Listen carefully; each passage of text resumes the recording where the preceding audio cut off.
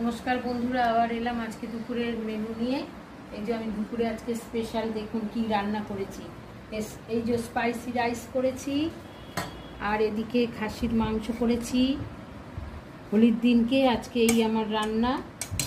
আর হচ্ছে চাটনি করেছি, আর আপনাদের দাদা ভাইয়ের জন্য রুটি করেছি, আর স্যালাড করেছি। এই হচ্ছে আমার দুপুরের মেনু। দেখুন কেমন লাগলো জানাবেন।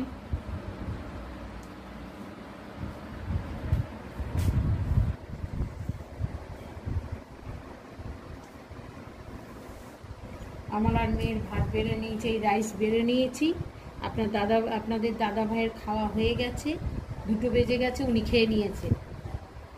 আমরা মা মেয়ে দুজনে খাবো। স্পাইসি রাইসের তো এটা আপনাদের দেখিয়েছি, জানিয়েছি, ওই জন্য আজকে আর এইটার ভিডিও করিনি। কেমন করে করি আপনারা সব জেনে গেছেন।